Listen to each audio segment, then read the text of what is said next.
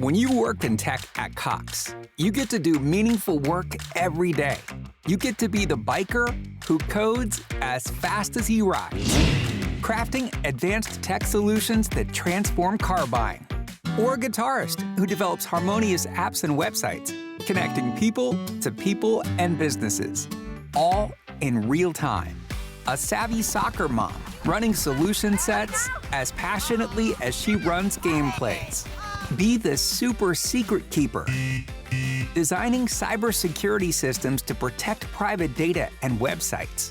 A planet protector, expanding EV battery life and inventing more ways to build a better future for all.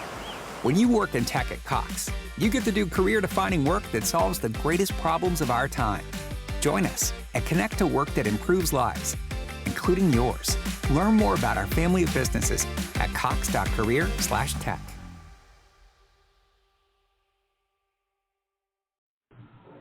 Blog Talk Radio. Good evening, everyone. This is me, Jonathan Alexander, and I'm here to host our show, Life, Laughter, Happiness. Today, I have my co-host, Barbara, with me. Are you there, Barbara? Yes, I am. Hi, Johnny. Okay. How are you doing? Doing good. You know, I tell you, when we talked about our topic tonight, you know, in the topic tonight is how close to abduction have you been?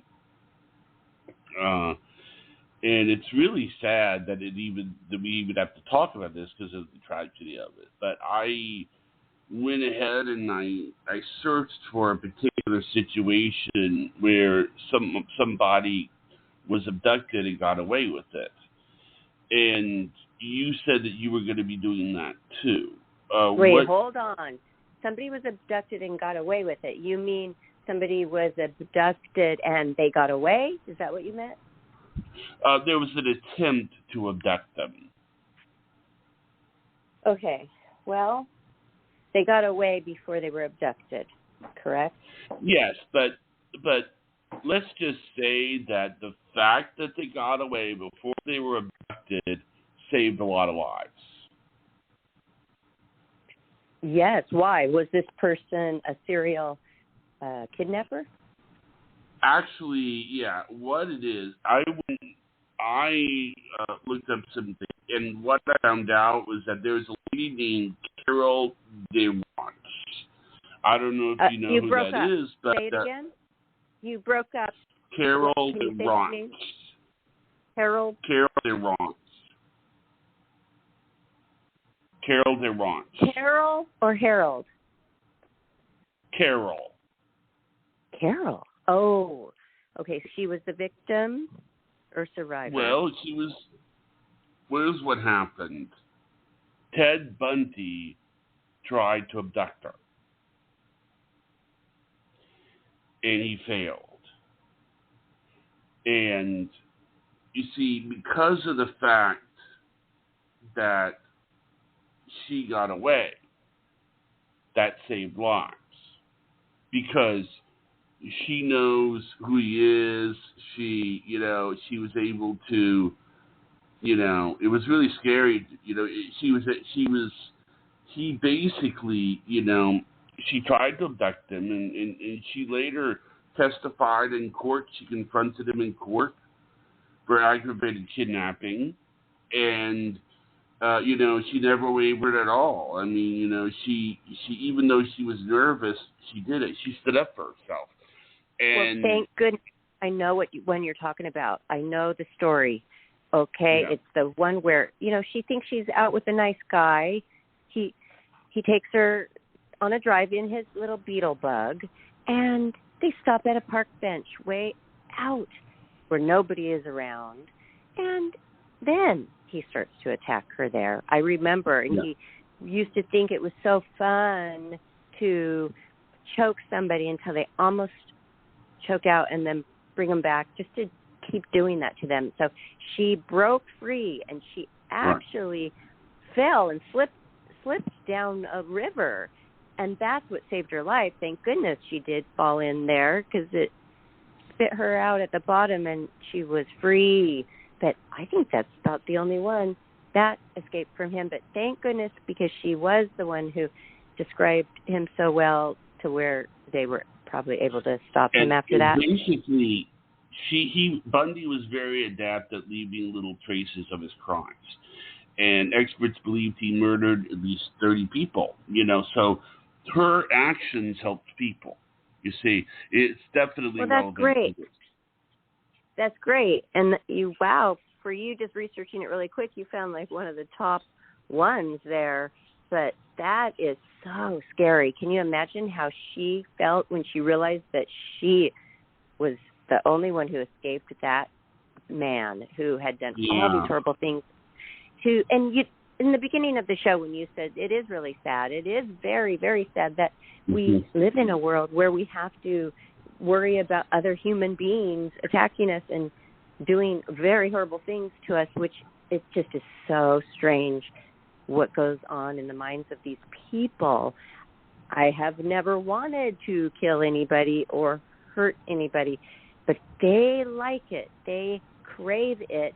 We are living amongst these people. So once in a while we do shows like this to raise awareness because of something that recently I thought about. And I never even, this was the Valentine's Day, and I wasn't even thinking until today talking to you about topics that I could have been in danger. I wasn't because it so happened to be a really nice person. But my girlfriend and I accepted a dinner invitation with this one man, and he did wine and dine us, and we had a nice time. But we never knew him before this, only social media. So, we got in the vehicle after dinner to go to the next spot. That would have been an opportunity. And we were talking about overpowering somebody. I am strong for being small. I know how to use my body weight. I have great balance. I am very smart in knowing when to make my move. But what if they had a gun? What if they stabbed you really quick with a shot of drugs? So be careful about that too, everybody. Just because you talk to somebody over dinner or have a drink with them for 2 or 3 hours and you really are getting along, getting in the car is the bad choice, isn't it, Johnny? Yeah, it is. What is it about the car? Because you could be going on a walk, but something about the car, because I think about that when I'm in my car or a passenger in a car. I'm thinking, okay, what if this person tried to abduct me right now? What would I do? Say you're at a stoplight. Don't you just open the door and run out? Yes, you could.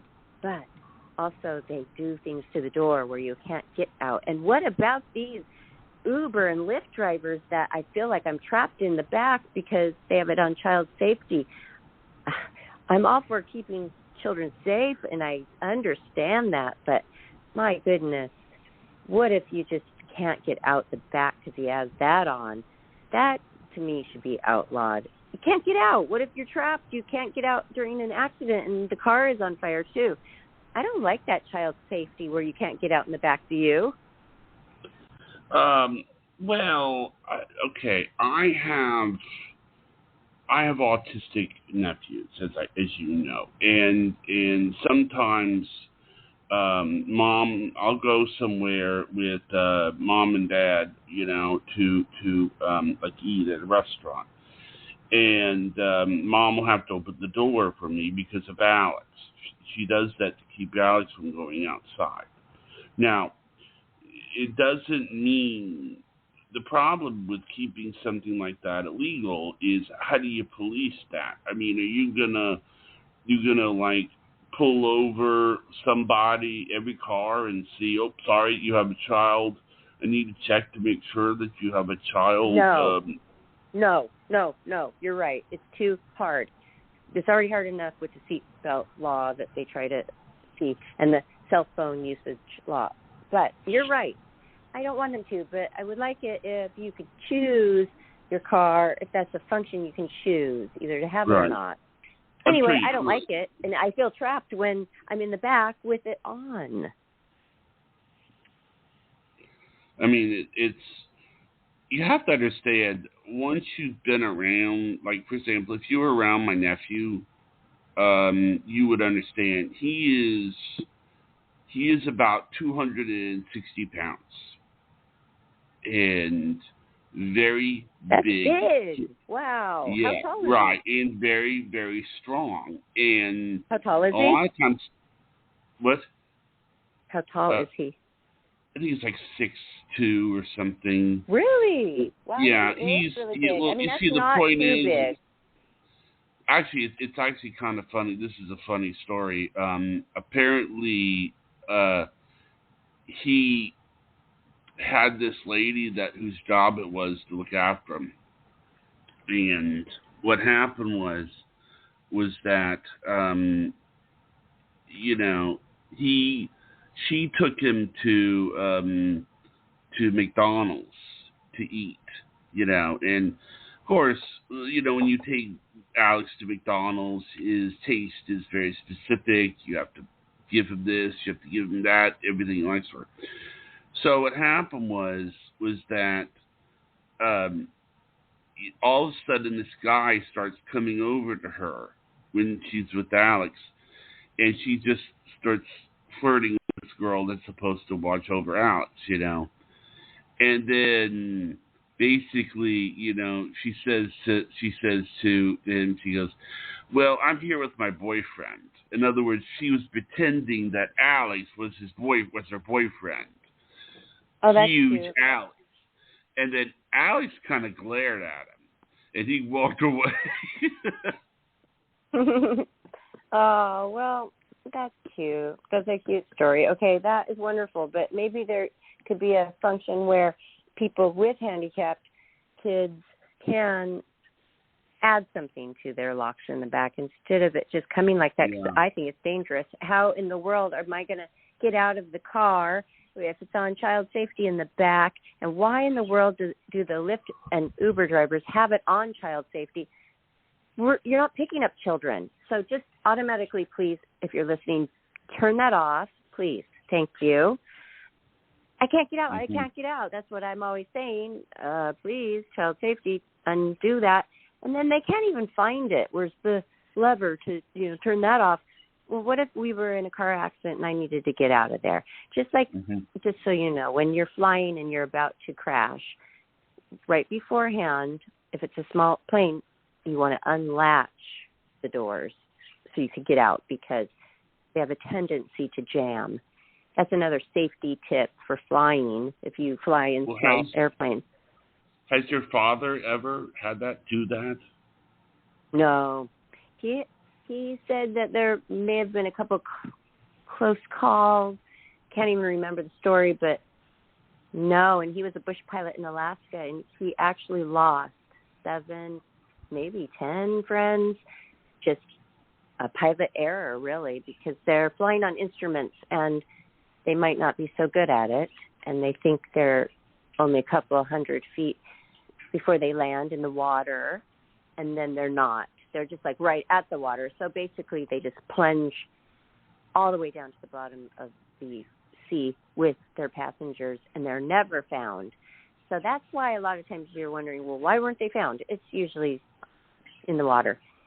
So I'm so glad he made it through like 50 years of being a pilot. So, and he then flew commercial airlines too. But the most dangerous thing for a pilot is to be a bush pilot in Alaska. I mean, what they have to deal with is crazy.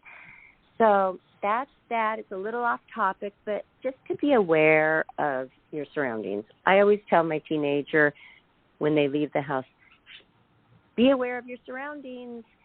Don't look down. Don't be engrossed in your phone while you're just strolling along there. Anything could happen. You have to be aware and have your head up like you're confident and walk that way. I also have some pepper spray that I gave her, but that could be scary for younger ladies to use that. So you have to go do a little practice course with them with that. Also, we have had a policeman on our show a couple times, haven't we?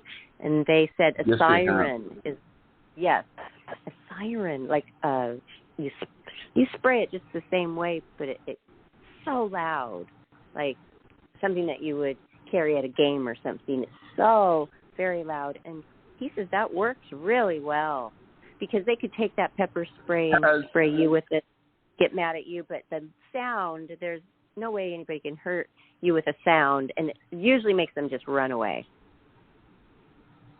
Let me ask you this: Has Priscilla ever been in a situation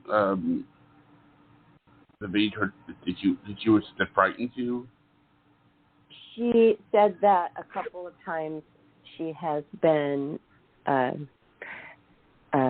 approached on social media by weirdos, and then what they do is they share that person's profile with all their friends and make a mockery of it, of them, of the perpetrator, and they get the word out that, oh, this guy's a weirdo, block him everywhere. So only that. She has not said there was any problem. In fact, she's been treated very nicely by the police here in Huntington Beach because one of her guy friends, was driving them around, and he got pulled over. I don't know why, but they were just detaining him. So they actually gave her and her girlfriend rides home to their parents. They called me first to make sure I was there because they can't drop off unless there's a parent there. But they did. They escorted them all the way home nicely in the police car. So she had an experience riding in the back of that. So that was very nice because they don't really have to do that. They could take them down to the police place and have you come and get them. But they took them home. Isn't that nice? Yes.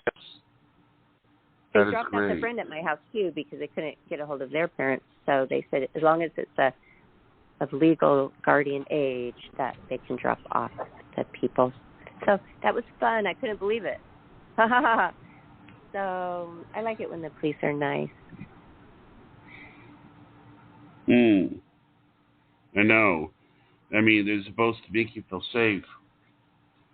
So she wasn't scared? Or? No.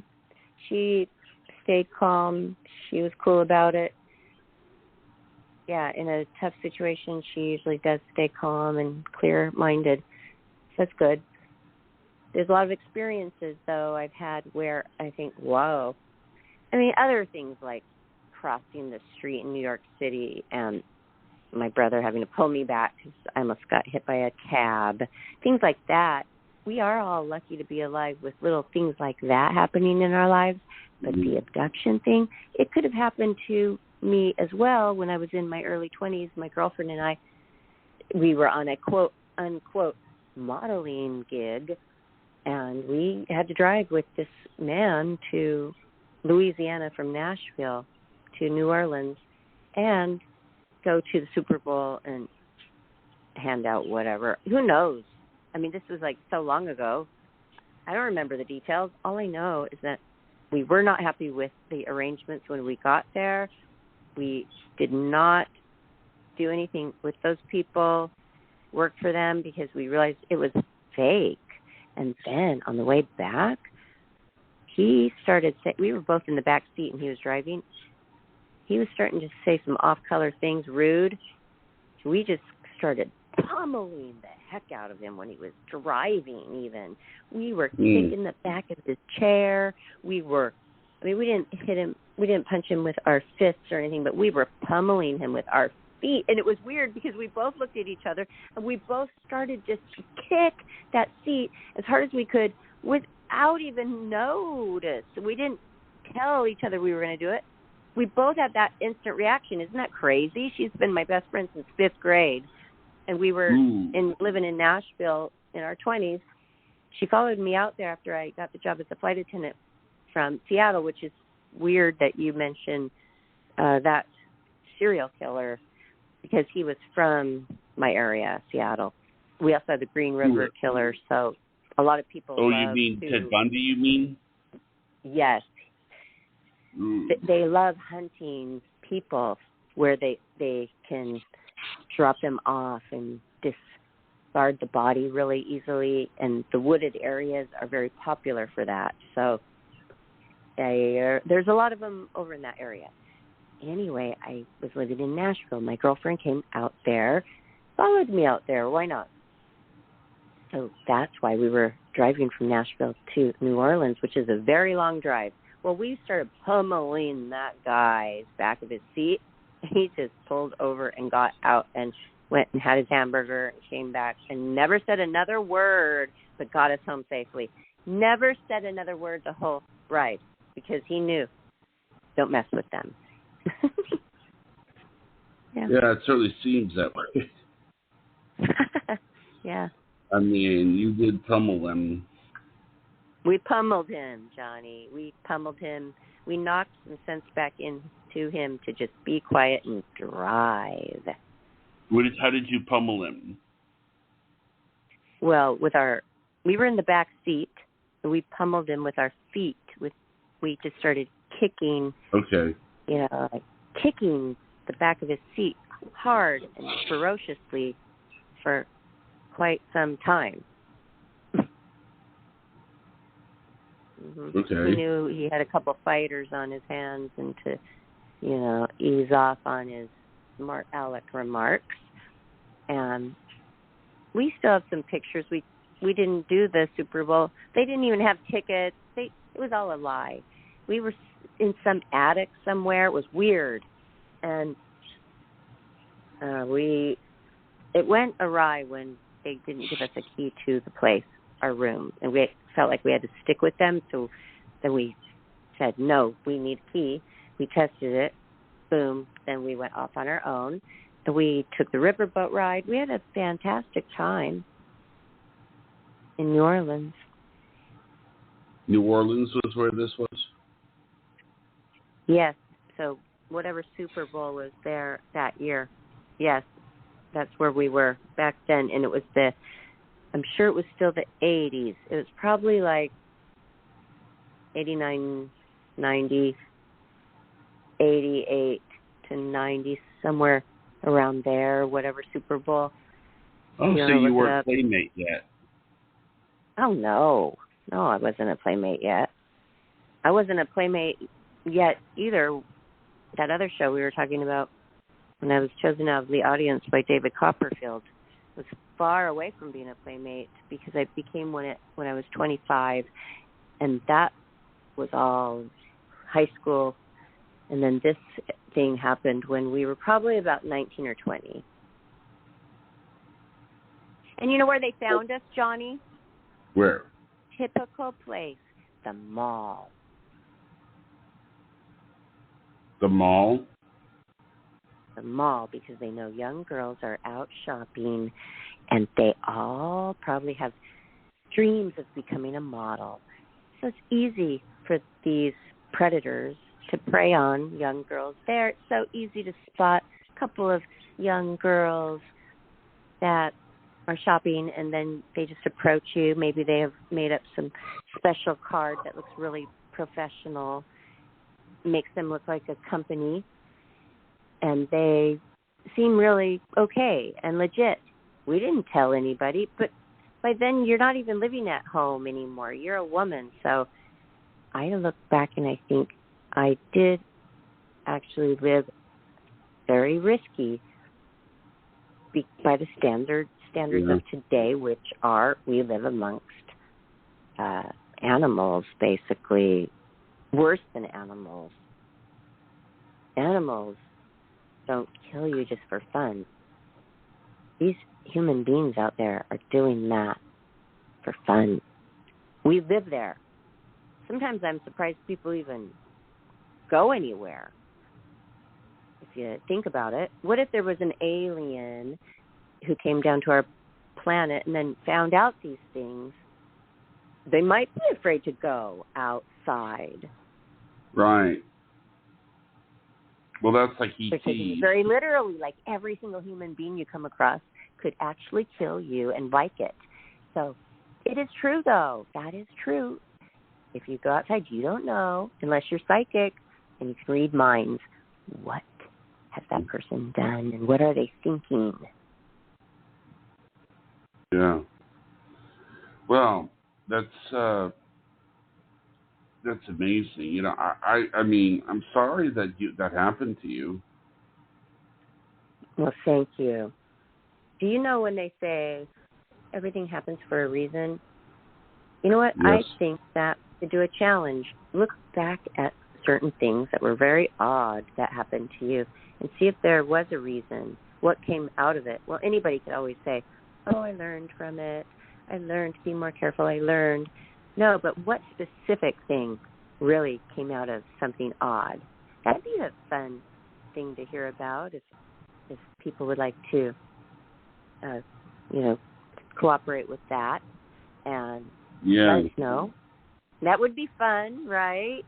Because you never know sometimes. Yeah, with weird things that happen to you. Well, what was the reason for that? Yeah. Oh, you know what it could be? It could be, Johnny, it could be that it wasn't a lesson for us girls to learn, but maybe for that man it was a lesson for him. Could be. So thank you for doing that research on it. I did research. What I was trying to research is a person kidnapping two friends, but I already have known about a story like that, and they were in the back of the car, just like my girlfriend and I were in the back of this guy's car, and he got them back there, and they started fighting like the way we did, and he had to pull over because it was so ferocious. And one, he was trying to hold her hair and hold her in, but she ran away and let her hair just be yanked out, and she ran as fast as she could down the dark road and to this home that had one light on in the middle of the night. And she did see the car lights trail off, so her friend didn't make it, and the friend was never found. Wow. Horrible. I don't think they even found him. It was just the horrible. I hope people are listening, because my dad told me a story of a really bad case when I was young, and that there were times where I wish I didn't even have that in my mind, but it helped me to make better decisions with hitchhiking. And this is when I was really, really young, to stay away from cars trying to lure you in. Remember, I told you I was like 5, and I was up in a tree at a corner watching the cars go by, stop and go. This man was circling and circling. He was trying to lure me into his car. And then walking home from school, and this was before 5th grade, so I remember when I moved, and there was this talk of this one weirdo that you'd walk by his house on the way home from school, and he would just be there standing in his window totally nude, just flashing you with, everything hanging out. And I mean, little girls would just be running away, and he'd think it was funny. So things like that. Oh, also, after graduating from high school, I spent a summer in New Jersey at my aunt and uncle's home, just to see that, side of the country and enjoy that with her. Well, I ended up getting a little job at a clothing store for children, a children's clothing store. And I went down to the basement to put some shoes away. The owner followed me down, and he did. He assaulted me. This is called assault now. He was against me, and he put his body up against the back of my body in a tight area down in the scary basement. Okay, I went up and told the other 2 girls working at the store, and they said, oh, I know. He always does that. We hate it. Well, and you just let him do it and don't tell anybody? Well, not me. I went home and told my aunt and uncle. It was so crazy because my uncle initially thought I was lying. So I couldn't believe that. So he went and questioned the other stores, did a lot of questioning with some people from the church, I guess. He was a pastor, so they went and questioned, and they found out that stores on both sides said they've had numerous complaints about this person with doing that behavior. So I said to my aunt, why would he think I would make that up? Well, probably because I didn't want to work. Can you believe that, Johnny? I would make something up like that and ruin a man's life, a family man's life, because I didn't feel like working. Well, I was happy that I got the job. I mean, I was going every day happily, and then I can't even be believed? Wow. Oh, gee, thanks a lot for believing me finally. I'm glad she divorced him. Yeah. He was a pastor. You never hardly even go to these churches because you're judged by what happens to you sometimes. Very wrong. Anyway, I saved those other girls too because they were too afraid to tell. I wonder why. Sometimes people are thinking it's embarrassing to tell because it's of a sexual connotation of what's happening to them. So they are a little afraid to tell. But just try to shake that off, everybody, and go tell and get yourself safe. And that's all we have to say, unless you have anything to add. Nope, that's it. All right. All right. Well, thank you for... Ready to do the shout out? Yes, thank you, Johnny. And thanks, everybody, for listening tonight. Hopefully we shed a little more light on things and made you start to think about safety even more than you already do. All right, we'll see you this Friday for Psychic Friday with Dayle Shear. Good night, everybody. Good night, everyone. Switch to Extreme Internet and save. Call today to lock in a low price and get a $100 credit with any internet package. Get download speed options from 100 meg up to 1 gig and power every room with whole home Wi-Fi 360 Pro. Don't let your $100 credit slip away. Call 844-4FASTER or visit extreme.com today. Offer available to new customers only. Download speeds may vary and subject to a monthly downstream usage allowance. Bill credit of $100 will be credited to your bill evenly over 4 months beginning 30 days after installation. Fargo, the new virtual assistant from Wells Fargo, makes banking faster and easier. Like this. Fargo, what's my checking account routing number? And this. Fargo, turn off my debit card. And this. Fargo, what did I spend on groceries last month? And that's just the beginning. Do you Fargo? You can in the Wells Fargo mobile app. Learn more at wellsfargo.com/getfargo. Terms and conditions apply. Your mobile carrier's availability and message and data rates may apply. Wells Fargo Bank, N.A., member FDIC.